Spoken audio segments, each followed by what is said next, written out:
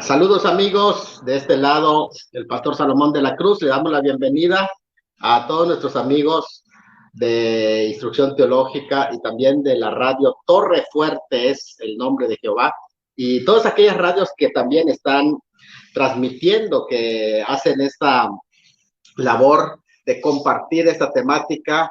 Que Dios me los bendiga grandemente. Bueno, pues estamos aquí desde Cozumel, enviándoles un cordial saludo a todos ustedes, mis hermanos y amigos. Y bueno, pues en esta ocasión, dándole seguimiento al tema que hemos tenido, ya esta es la parte 7. Hemos sacado prácticamente jugo a la temática de Gog y Magog, de Ezequiel 37 y 38.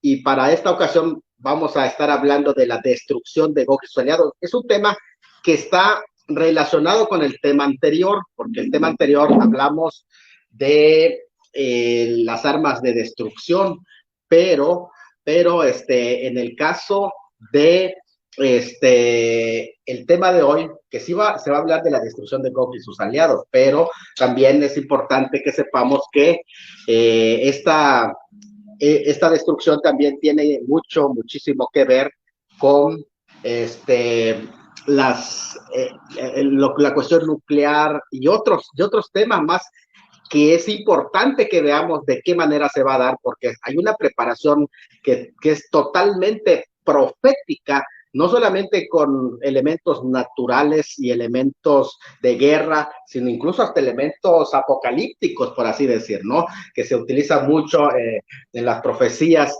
del tiempo del fin. Bueno, pues de igual forma, queremos decirles, verá que en la próxima semana estaremos dando la conclusión de la temática, bueno, la conclusión, y vamos a abrir una sección de preguntas y respuestas, así que les esperamos, ¿verdad? Para que participen y que puedan compartir también esta temática en sus grupos, en donde ustedes se mueven. Así que pues les invitamos para que sean parte de esta temática. Así que sin más, vamos a hacer una oración y entramos. Señor, en esta preciosa hora nos ponemos en tus manos y estamos listos para considerar esta palabra, y que todas estas palabras que vamos a compartir sean de bendición para nuestros oyentes, y sobre todas las cosas dejen una semilla en el corazón para que puedan conocer qué es tu voluntad para cada uno de nosotros. En el nombre de Jesús. Amén. Muy bien, pues vamos a entrar pues de lleno a la temática que nos ocupa el día de hoy. Y bueno, pues comenzamos. Es la lectura de Ezequiel 38, 17 al 23 y 39, 1 al 22. Dice así dice Jehová el Señor: tú no eres tú aquel de quien hablé yo en tiempos pasados con mis siervos los profetas de Israel, los cuales profetizaron en aquellos tiempos, que yo te haría de traer sobre ellos en aquel tiempo cuando venga Gog contra la tierra de Israel, dijo Jehová el Señor, subirá mi ira y mi enojo, porque he hablado en mi celo y en el fuego de mi ira, que en aquel tiempo habrá gran temblor sobre la tierra de Israel, que los peces del mar, las aves del cielo y las bestias del campo y toda serpiente que se arrastra sobre la tierra, y todos los hombres que están sobre la faz de la tierra temblarán ante mi presencia, y se desmoronarán los montes y los vallados caerán y todo muro caerá a tierra, y en todos mis montes llamaré contra él la espada, dice Jehová el Señor, la espada de cada cual será contra su hermano. Yo litigaré contra él con pestilencia y con sangre, y haré llover sobre él, sobre sus tropas y sobre los muchos pueblos que están con él, impetuosa lluvia y piedras de granizo, fuego y azufre. Y seré engrandecido y santificado y seré conocido ante los ojos de muchas naciones, y sabrán que yo soy Jehová. Del capítulo 38, esta es la porción que encierra el método que Dios va a usar para enjuiciar en su propia tierra, que es la razón por la que lo trae del norte a esta confederación, a su tierra, para sepultarlos allá. Y en el capítulo 39 se explica lo grueso, este esbozo que es el que se da en el capítulo 38 que hemos leído, lo vamos a ir analizando, sobre la destrucción de Gog y sus aliados, pero el capítulo 39 también nos va a describir prácticamente con lujo de detalle el capítulo 39, cómo será destruido Gog. Vamos a analizar primero el capítulo 31, cómo describe el capítulo 38 la destrucción de Ezequiel 38 desde el 17 al 23, que es lo que leímos. Vamos a ir analizándolo en sus partes. Antes que nada, en el pasaje se dice que de esto habían hablado los profetas, o sea, los profetas anunciaron esta temática, y esto es algo muy interesante porque esta temática fue profetizado por el mismo Moisés, como también los profetas del antiguo tiempo fueron quienes anunciaron. ¿Qué cosa anunciaron? No específicamente anunciaron acerca de Gog, sino que anunciaron acerca de naciones gentiles que iban a hacer invasión sobre el pueblo de Israel como resultado del castigo. Así que esto es algo muy interesante que tenemos que tomar en cuenta cuando leemos que los profetas ya habían anunciado. ¿Qué es lo que anunciaron los profetas? Bueno, la base legal que está tomando Ezequiel para decir que Dios va a infringir castigo a sus aliados es porque hay base legal basado en el anuncio de los profetas. Estos profetas fueron Moisés, Isaías, Sofonías, entre otros profetas que habían anunciado esta invasión. Ahora, los profetas tratan con las naciones de alrededor de Israel que se mencionan y Dios trayendo juicio sobre ellos. Definitivamente, Ezequiel 37 y 38 no es la única porción que se habla de naciones gentiles atacando a Israel, pero este capítulo especifica directamente a la Confederación del Norte. Así que en estas declaraciones que aquí se hacen entre los profetas, son declaraciones generales de que Dios va a usar a las naciones gentiles como instrumento de castigo y disciplina para su pueblo Israel. Ahora, eso es algo muy interesante que debemos de tomar en cuenta porque es Ezequiel el que especifica directamente, quién es Gog y Magog y cómo va a ser castigado directamente. Solamente Ezequiel. Los demás profetas lo hablan de una manera general. Ahora, los versículos 18 y 19, estoy hablando del capítulo 38, presentan una descripción de la ira de Dios por medio de dos frases ilustrativas en los que comienza diciendo, primero se habla la frase que dice, estallará mi ira en mi rostro. O sea, tú no quieres ver al Dios enojado, el rostro de Dios no lo quieres ver enojado, pero en este pasaje se muestra que la ira de Dios va a demudar su rostro en enojo, y se trata de una frase simbólica, es un antropomorfismo simbólico en la que describe la ira en términos del aliento del hombre, enfurecido. Se habla de un estallido incontenible del furor de Dios, así como cuando se describe a un dragón que le sale fuego por las narices. Bueno, esa es la expresión que se está ahí mencionando. Literalmente dice, subirá mi ira en mis narices. Eso, literalmente el versículo 18, está hablando de Ezequiel 38, 18, cuando el pasaje declara, en ese pasaje, en aquel tiempo, Hayayim, que es el último tiempo, cuando venga Gog contra la tierra de Israel, dijo Jehová el Señor, subirá mi ira y mi enojo. El término ahí, subirá mi ira, literalmente es, subirá mi ira en mis narices. Es un vívido antropomorfismo, desde luego, o sea, es una comparación en términos humanos del enojo, pero representa el aliento de un hombre enfurecido que inhala por su nariz. O sea, es como cuando el hombre, esa es la expresión que se dice. O sea, cuando ven que van contra un pueblo indefenso, imagínate nada más, cuando hablamos de la confederación, toda la confederación del norte, más los que se alían, aprovechen de aliarse. O sea, es algo inaudito el pensar que todas esas naciones se van a aliar contra un pequeño punto. o sea, esto es injusto, o sea, es una lucha desigual. Por eso es que el Eterno hace, y ese enojo que hace, que sube el aliento en su nariz, es lógico porque es la santidad y la ira de Dios lo demanda. La segunda nota de este pasaje es que hace mención al celo de Dios y el fuego de su indignación. Se trata de algo muy fuerte, aún más fuerte que la primera, porque se debe mencionar aquí la sucesión del celo, fuego e ira. Vean cómo va aumentando de intensidad el colorido de esta descripción, que son tres términos descriptivos: celo, fuego, ira, y que tienen sentido de ardor, fuego y hervir.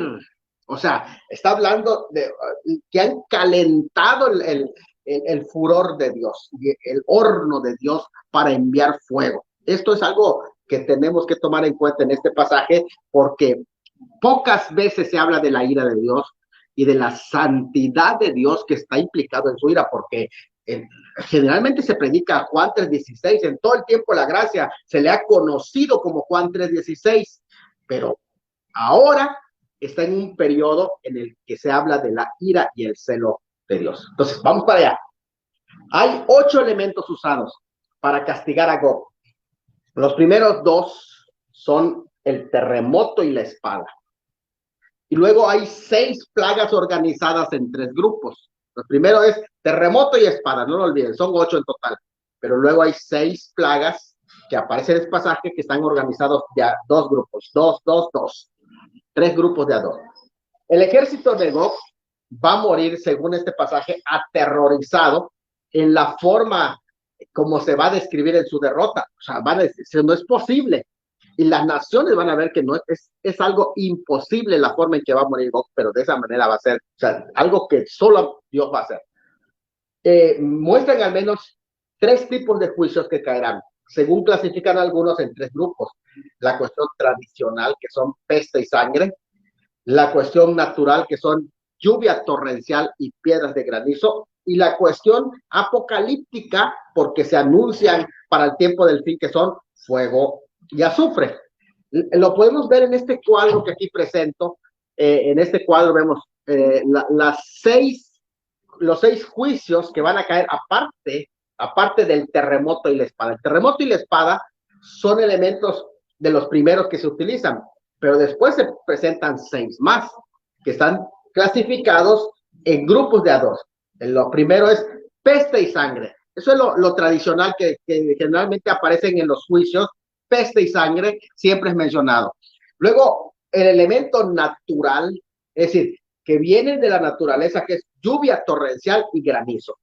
Y por último, un elemento que es apocalíptico, porque se encuentra dentro de las profecías siempre mencionados para el periodo que se llama el tiempo del fin, que es fuego y azufre. Cuando hay un juicio, se cae fuego y azufre, independientemente de la forma en que caiga el fuego y azufre, pero que siempre se menciona. Entonces tenemos allá 8 elementos de juicio, pero 2 de ellos son mencionados como encabezados y 6 de ellos van a pues enlistar prácticamente las plagas que van a caer. Muy bien, este suceso que menciona está compuesto en 3 grupos de acciones. Estamos analizando a todo lo que da para que tengamos una idea de qué es exactamente lo que va a suceder en el juicio de Gog.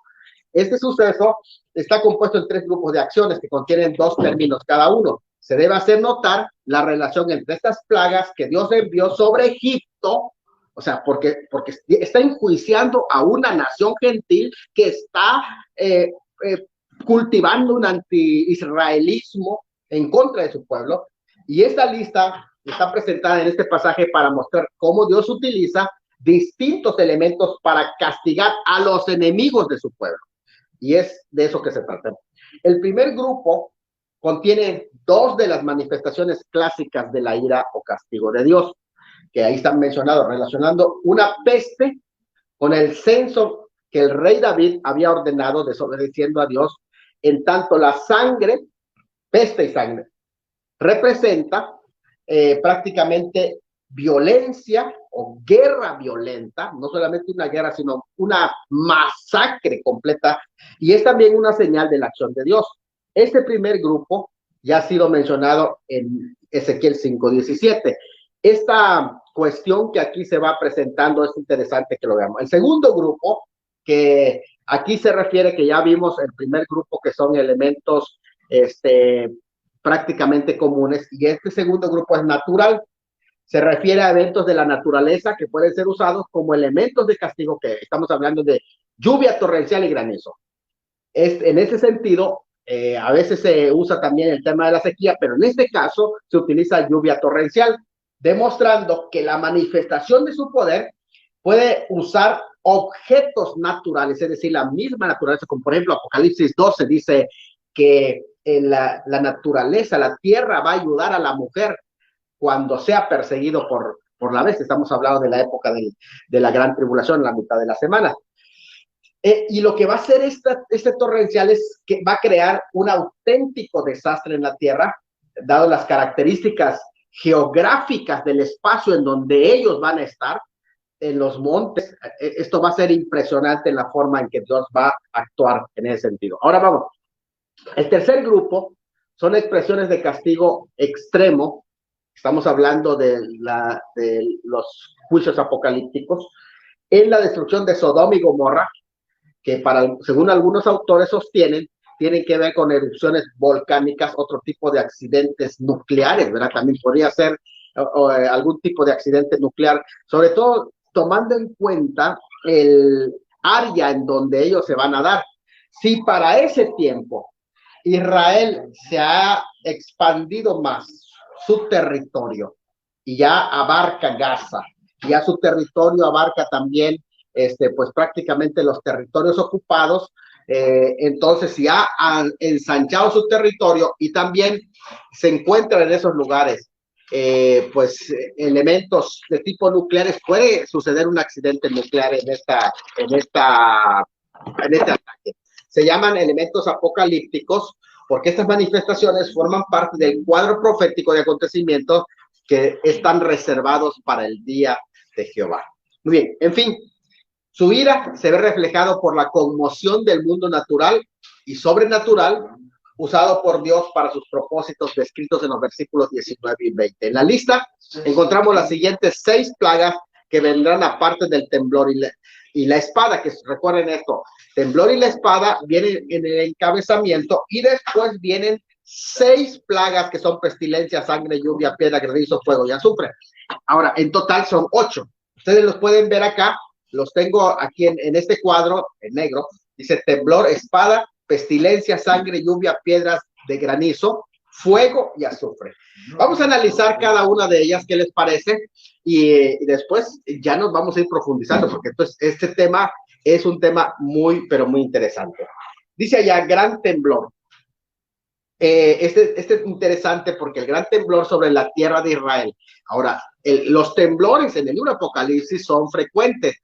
Hay varios temblores que hay, pero este temblor, según el versículo 19, 38, 19, dice, gran temblor sobre la tierra de Israel. Este temblor es específico.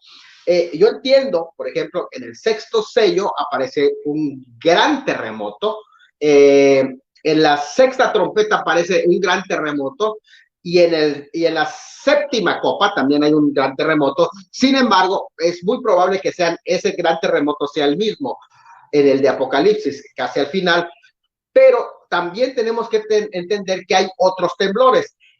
Sin embargo, es específico porque en este dice que habrá gran temblor sobre la tierra de Israel. Entonces, no debería de confundirse con el terremoto del sexto sello, de la sexta trompeta y del séptimo, de la séptima copa. Entonces es interesante que aquí entendamos la diferencia. Por esa razón, entendemos que no serán los únicos temblores que van a darse durante el periodo de la gran tribulación. Parece ser un terremoto cósmico similar a los descritos en Éxodo 19, en Jueces, en Isaías y en otros pasajes, donde realmente sucede un efecto, y es posible que sea también de un efecto solar que envía este terremoto. Ahora, Vamos a ver qué dice el comentario del contexto cultural de la Biblia, porque está hablando de terremoto en Israel. Los terremotos históricos bien conocidos sucedieron en el 760 y el 31 antes de Cristo. En la era cristiana, la región ha sufrido un promedio de alrededor de un terremoto importante por siglo, según el contexto cultural del Antiguo Testamento. Eso nos dice. Y John Walvoord, que es prácticamente es consulta obligada para todo escatólogo en el tema de Gog y Magog, dice: el primero, el paso será un gran terremoto en la tierra de Israel. El efecto de este terremoto será sentido por todas las criaturas de Dios en la tierra. El pez del mar, los pájaros del aire, las bestias del campo, cada criatura que se mueve a lo largo del suelo y toda la gente sobre la faz de la tierra temblará a mi presencia, dice. Las montañas serán volcadas, los acantilados se derrumbarán y cada muro caerá al suelo.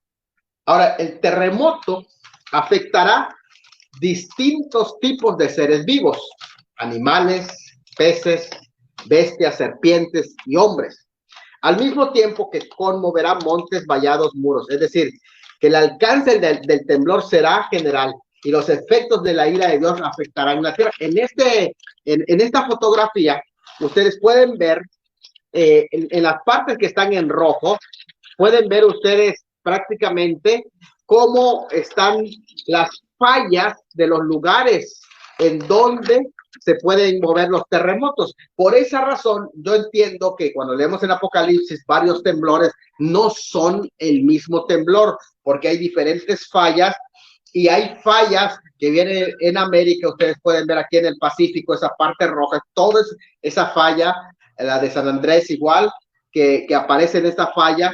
Y también podemos ver allá el cinturón de fuego que también está mencionada acá. Y en la parte del Mediterráneo y el Medio Oriente, Arabia y toda esa parte, ustedes pueden ver específicamente también la falla en rojo, que es prácticamente la parte en donde va a hacer el temblor que está mencionado, porque el pasaje dice que habrá gran temblor en la tierra de Israel. Allá especifica ese temblor. Por eso les estaba comentando que los temblores de Apocalipsis no son del mismo sitio, sino que se van llevando en diferentes lugares y posiblemente el gran terremoto que ahí se menciona vuelvo a reiterar, en el sexto sello, en la sexta trompeta y la séptima copa, esos tres posiblemente sean el mismo, sí, pero los otros terremotos o temblores que aparecen allá no necesariamente tienen que ser los mismos, y este es completamente diferente porque ese especifica aquí que será en la tierra de Israel. Habrá gran temblor en la tierra de Israel. Entonces, pasamos al número 2. Después de ese temblor, va a haber, dice, llamaré contra él la espada. La espada de cada cual será contra su hermano. Esta es una especie de confusión. De nuevo, John Walvoord dice: el segundo gran juicio que Dios traerá sobre los invasores será que lucharán entre ellos. Invocaré una espada contra Gog en todas mis montañas, declara el soberano Señor. Todo hombre, la espada estará contra su hermano. Debido a la interrupción provocada por el terremoto y el hecho de que el ejército será compuesto por varios pueblos provenientes de varias naciones, es fácil entender cómo a través de la incomprensión puede comenzar a pelear entre ellos mismos pensando que los otros son un pueblo defensor. Ahora, esto es interesante porque como están aliados, van a pensar posiblemente: ya me traicionaron. Y entre ellos, pensando que los están traicionando, entonces se van a atacar dentro de ellos, que ese es el peligro de esas alianzas que va a hacer Gog, porque dentro de ellos mismos van a estar lo que se llama ya fuego amigo, ¿no? Aunque son aliados, no exactamente amigos, aliados. El versículo 21 introduce una figura de la espada. Dios anuncia que él mismo llamará, literalmente dice: he llamado a la espada de cada cual. Es decir, que él es quien toma la iniciativa. Dios toma la iniciativa. La única expresión muestra la confusión y desmoralización de los ejércitos enemigos. Al mismo tiempo es una referencia al obrar de Dios en distintos momentos en la historia de Israel y hay varios ejemplos de eso. Pero de la misma manera que la referencia anterior, esta es una imagen que usa la literatura apocalíptica para referirse a lo que Dios hará al final de los tiempos. Recuerden que esto está anunciado para el fin de los tiempos. En los sellos de Apocalipsis se usan dos términos en el griego para espada. Por ejemplo, Macaira es una espada corta o daga usada en el segundo sello. Es una espada corta porque se está refiriendo a golpes de estado prácticamente. Ronfaía se utiliza para espada en el cuarto sello, es decir, una espada larga y de hoja ancha, fabricada en Tracia y usada por los bárbaros ya en combate. Algunos lo traducen como lanza, pero la idea es que es una larga espada en el cuarto sello usada para guerra, referida como instrumento de angustia, y es muy probable que esa espada larga puede representar un misil. Esto es algo interesante en este sentido, que hay dos términos, tanto Macaira, que se refiere a los levantamientos internos, como Ronfaía, que es la espada larga, en ese sentido, para atacar al enemigo. A la actitud guerrera de los enemigos de su pueblo, que se levantaron militarmente, porque prácticamente esto es una organización militar enorme lo que se está levantando. Se está hablando de pueblos militares, o sea, porque el mundo está caminando hacia la militarización, y esto es algo interesante de qué es lo que pasa. Como estos se levantaron todos contra su pueblo, entonces Dios también se levantó y permite que ellos se ataquen dentro de ellos y la espada de cada cual contra sus compañeros. En tercer lugar vemos la pestilencia. Es interesante este tercer juicio con que Dios va a destruir los ejércitos de Gog. No solamente, esto es interesante que lo analicemos, no solamente el terremoto y la espada, cada quien contra su compañero, ese con sus aliados, sino la pestilencia. La pestilencia es una mortandad o muerte. Por metominia se utiliza para hablar de muerte, pero es mortandad. En el cuarto sello, interesante porque es mencionado a la muerte como la causa que la produce, se le llama thanatos o muerte. Pestilencia mortífera es la traducción, o muerte negra, como en el hebreo, loimos, en 1 Samuel 5:7, armas de muerte. Jeremías 21:6 al 9 se traduce como, algunas traducciones lo utilizan para hablar de arma de muerte o peste bubónica. Interesante esa, que la palabra ahí la utilizan para eso en Jeremías 21:6 al 9. Igual puede ser una mortandad que se va a dar, producida como una plaga creada. Pero también es interesante que en el mismo cuarto sello se habla de plagas en la tierra, el cual pueden tener un sentido aterrador, igual que en Jeremías 21:6 al 9.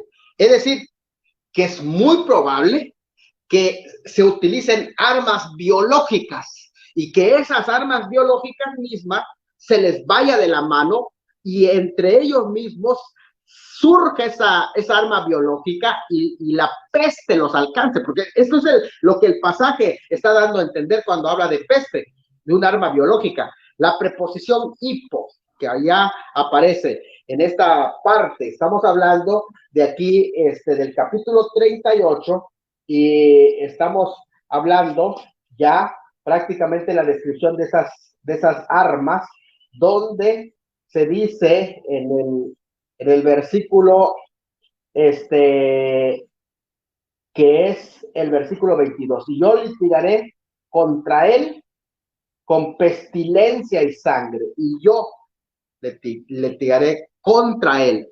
Contra es la preposición hipo, contra, con o por medio de él. Sugiere que ellas son el instrumento de Dios que está utilizando para acabar los ejércitos de Gog. Es interesante esto, esa palabra que allá se utiliza para peste, es una palabra que tiene que ver con armas biológicas también. Sugiere que ellas van a ser el instrumento de Dios. De hecho, Jeremías 12:9, cuando se habla en el Targum de fieras de la tierra, en el Targum dice, los reyes de las naciones son las fieras de la tierra, porque están esperando acabar con, o sea, vienen hambrientas esas fieras o estas bestias de la tierra.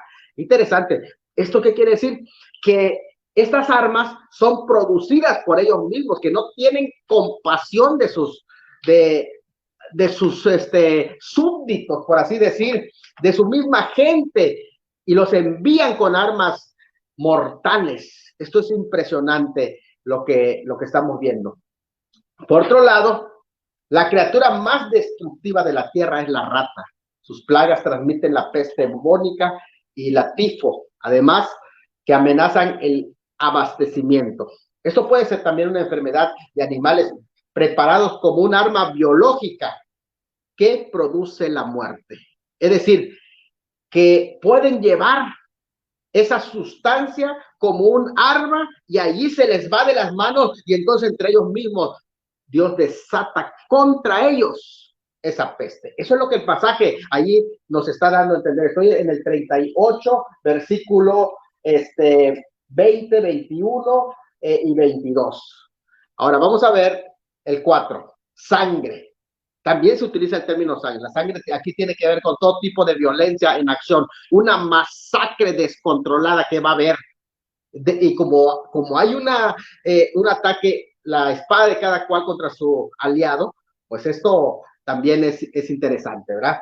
Luego aparece lluvia, inundaciones o golpes que la naturaleza misma va a producir, que va a ser incontrolable, un golpe de la naturaleza, que eso no lo esperaban los ejércitos. ¿Cómo va a arrasar contra esos ejércitos? Piedras de granizo. Entendemos lo literal como el castigo, como lo fue para Egipto, literal. También tiene un sentido de por qué Dios va a enviar esas piedras. ¿Por qué? Porque va a apedrear, según Levítico 24:16, a los blasfemos. Se les tiene que apedrear. Y estos se creyeron Dios y entonces son blasfemos. Necesitan ser apedreados. En séptimo lugar, vemos el fuego y azufre. Séptimo y octavo, fuego y azufre. ¿Por qué aparecen juntos? Son dos términos con referencia al juicio sobre Sodoma y de Gomorra, que, vuelvo a decir, algunos piensan que se trató de un estallido de pozos de asfalto. Cuando se habla de Sodoma y Gomorra, algunos así lo entienden. Piensan, según algunos estudiosos eruditos, que prácticamente lo que allí se está reflejando es un accidente, no es accidente precisamente, sino de la naturaleza, que estalló algún pozo de asfalto y entonces cayó fuego y azufre y es lo que los mató. Bien podría hacer referencia a este pasaje aquí cuando se habla fuego y azufre. Bien encajaría con un tema de un accidente nuclear, que eso es lo que hemos estado hablando, ¿no? Como lo que pasó en Chernóbil. Por eso hablamos de la relación con el tema anterior.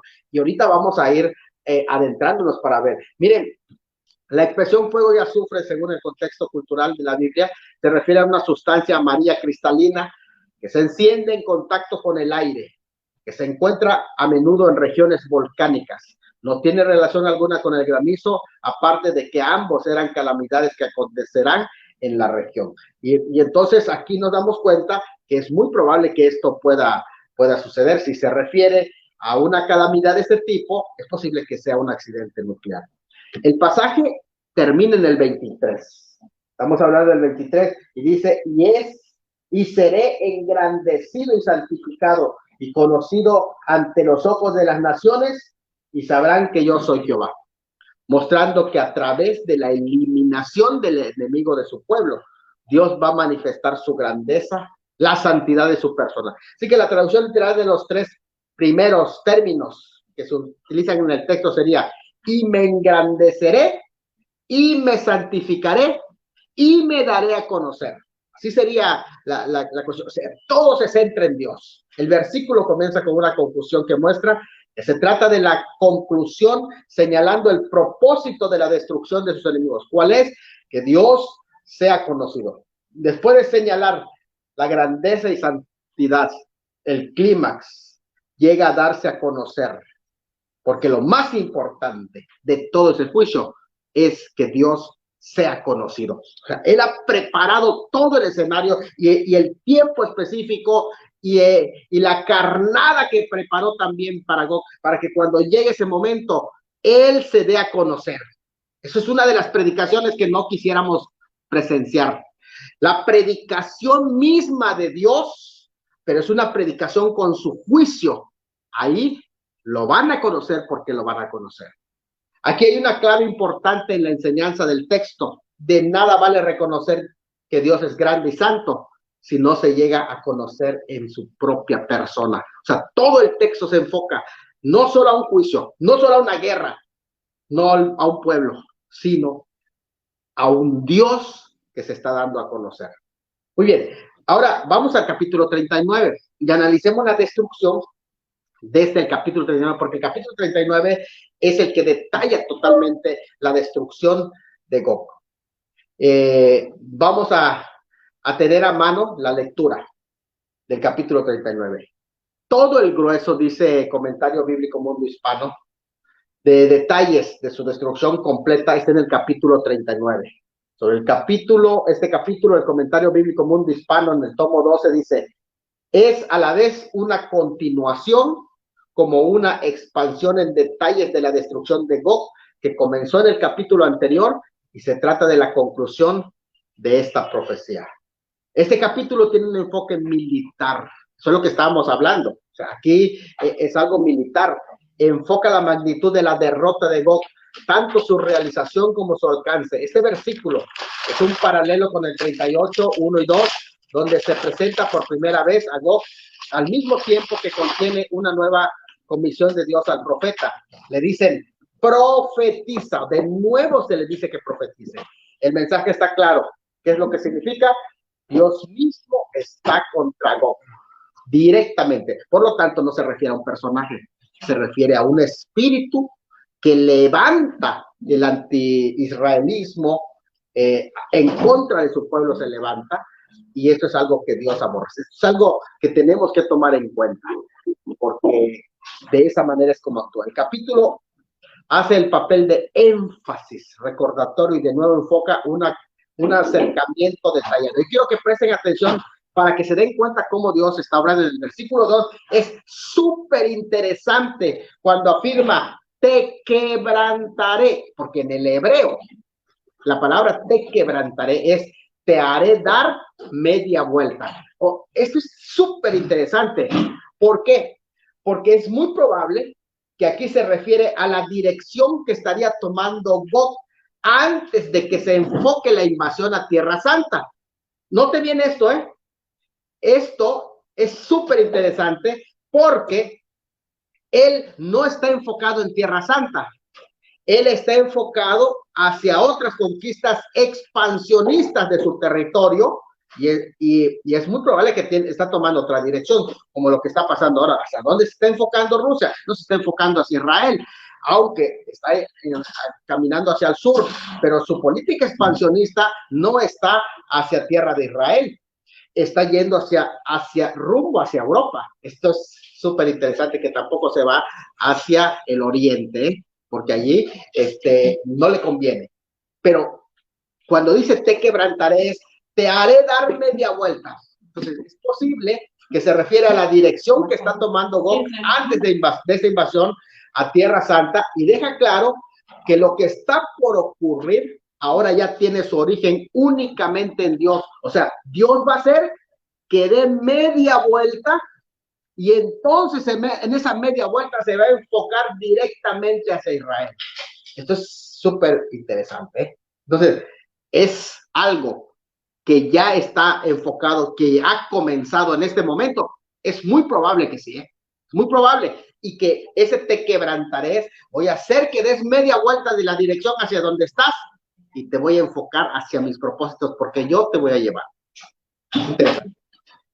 John Walborg dice, entonces, luego de darle media vuelta, le dice, y te conduciré y te haré subir de las partes del norte y te traeré sobre los montes de Israel. Y en la versión King James dice así, Ezequiel 39:2, y fue traducido, y te daré la espalda y me iré pero sexta parte de ti voy a destruir. Que esta traducción dice allá que sobre la sexta parte de ti es inexacta. Y de nuevo la versión internacional está clara aquí que toda la fuerza invasora será aniquilada, como se indica en la expresión, todas tus tropas y las naciones contigo completamente van a ser aniquiladas. No solamente, como dicen, rezan algunas traducciones, la sexta parte de ti. Ahora el comentario de William MacDonald, ¿qué es lo que está diciendo?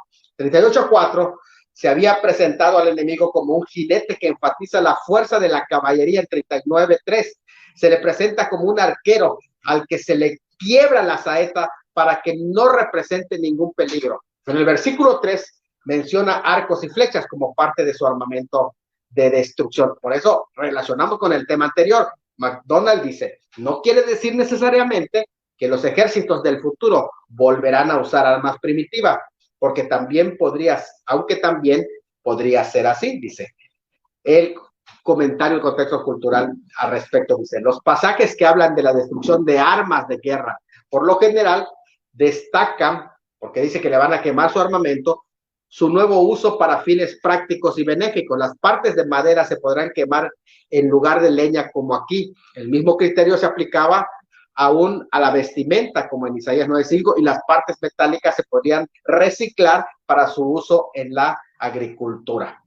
Bueno, varias fuerzas militares han estado trabajando con inventos que incapacitarían totalmente todo tipo de arma mecánica. Son tanques, aviones, misiles, excepto el misil intercontinental que tiene Rusia, porque esta no lo detecta en este momento el domo de hierro. Ustedes pueden ver aquí en la imagen, tengo el domo de hierro, como todos los elementos de que son metales son detectados y de esta manera destruidos. Y entonces ya no se puede llevar una guerra de esa manera cuando se cuenta con estos artefactos.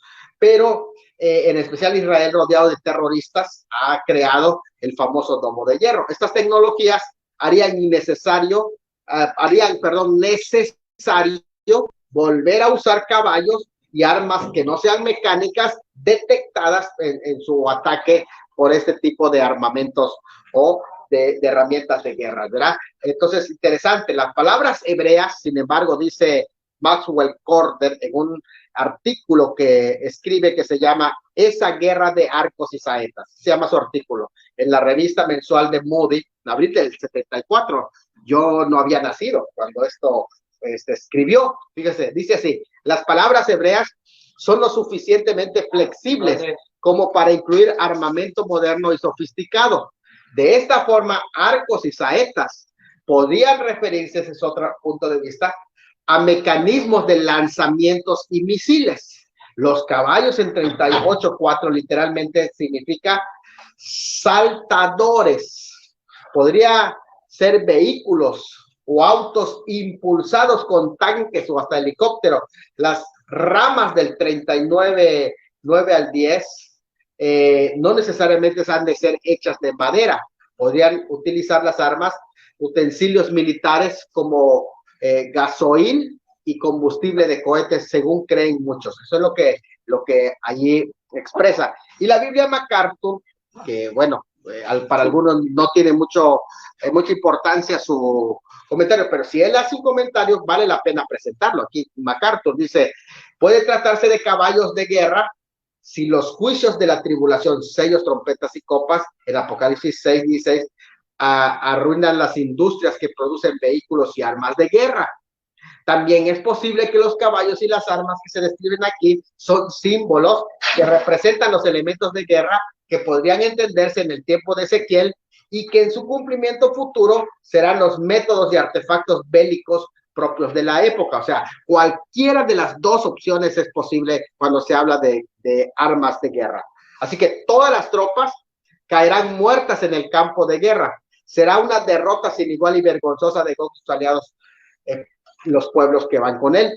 Versículos 4 y 5 enfocan el lugar específico de la victoria, que es los montes de Israel. Por eso puse este mapa para que nos demos cuenta, aunque tengo que explicar rápidamente que la geografía de Israel después de la guerra del Salmo 83 va a cambiar, o sea, va a ensancharse prácticamente su territorio y ya no va a tener muros.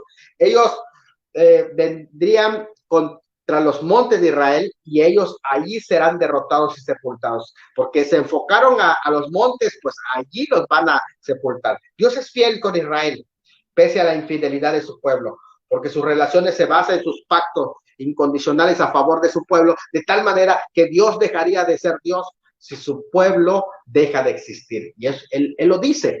Los versículos 4 al 9 son muy similares a los de Apocalipsis 19, 17 al 18, o 7 al 18, no porque se traten del mismo evento, que aquí es interesante entenderlo, sino como una referencia legal para aplicar el triunfo del Mesías sobre sus enemigos en su regreso glorioso. Es decir, Apocalipsis utiliza parte de las referencias dadas en el capítulo 39 porque le sirven de basamento legal, no porque se trate del mismo acontecimiento, sino porque en las profecías se muestra cómo va a ser el enjuiciamiento y hay un paralelismo, hay similitudes. El hecho de que hayan similitudes en las guerras no significan que sean la misma guerra. Esto es importante que yo lo enfatice porque muchos se confunden cuando dicen, bueno, es que Gog y Magog es la misma que Armagedón porque tiene elementos parecidos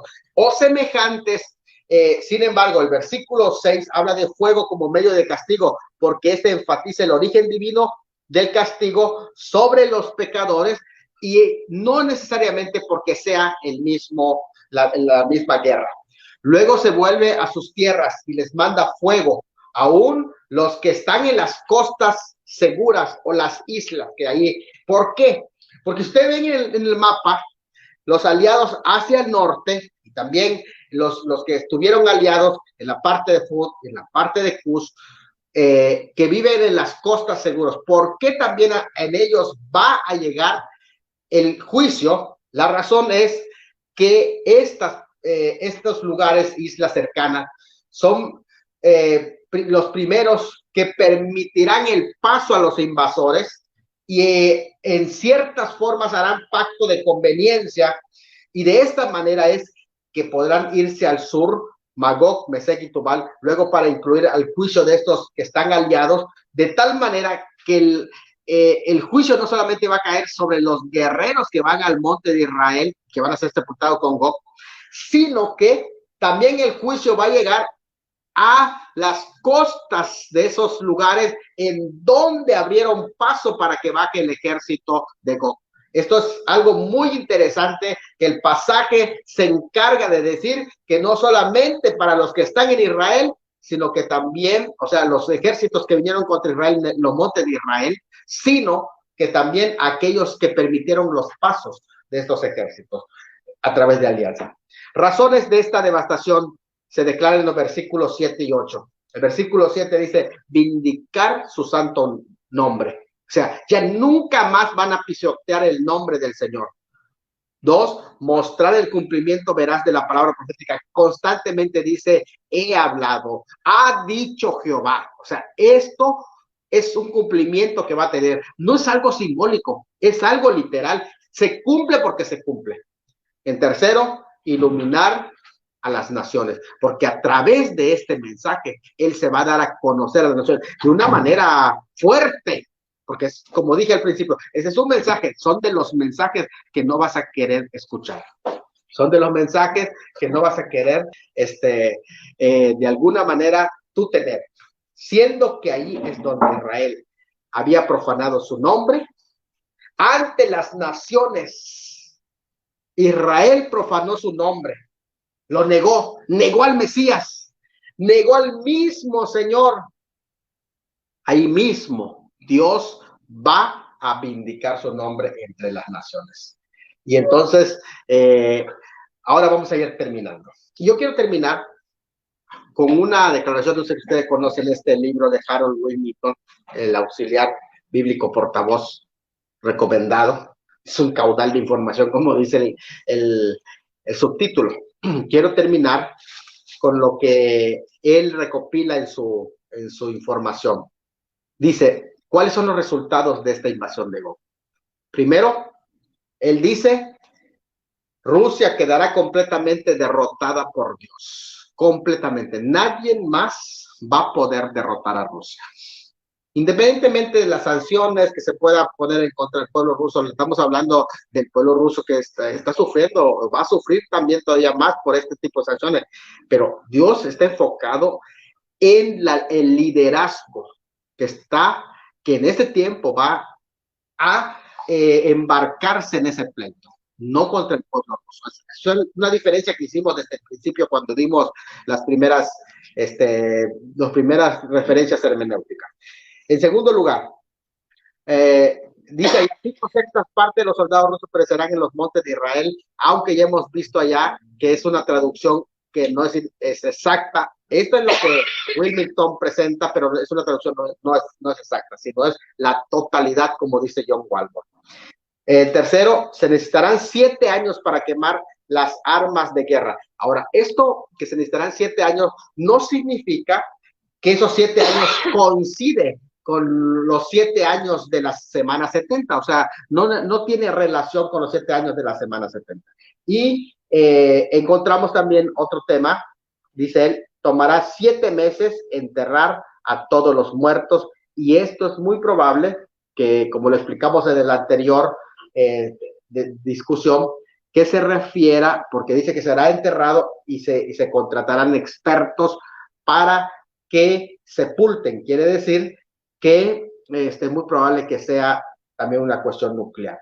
Con esto damos por terminado en esta parte. Vamos a dejar para la conclusión la próxima semana y abrir a preguntas y respuestas, pero ya vimos cómo Dios va a triunfar. Al final, ¿qué es el centro de toda esta discusión? De Ezequiel 38 y 39. ¿Cuál es el centro? Dios tiene todo el control en sus manos. De todo lo que sucede, Él controla la historia de los pueblos, controla la historia de su pueblo Israel y controla también la historia de las naciones. Él no ha perdido el control, mis hermanos. Así que vamos a estar orando. La oración todavía tiene efecto. Sigamos confiando en Dios en tiempos muy difíciles.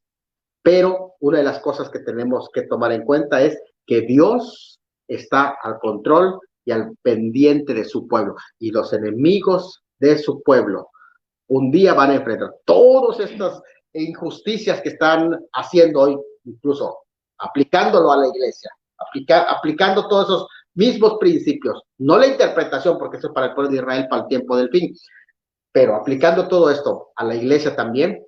Recordemos que Dios un día va a enjuiciar a esos enemigos de la iglesia también. Vamos a orar. Padre, en este momento te damos gracias porque tú tienes el control de todo en tus manos y eres el gran yo soy. Nosotros somos ovejas de tu prado y dependemos de ti en todos los lugares donde tu pueblo vive injusticia. Teman los adversarios, porque tú eres un Dios justo que no permitirá la injusticia y no tendrás por inocente al culpable. Así que en esta hora, Señor, nos ponemos en tus manos y que también mires, Señor, las injusticias que está viviendo en este mundo y que obres de una manera poderosa. En el nombre de Jesús. Amén. Que Dios me los bendiga. Pasen excelente tiempo. Y pues nos vemos la próxima semana con la conclusión y preguntas generales sobre el tema que hemos hablado. Dios los bendiga.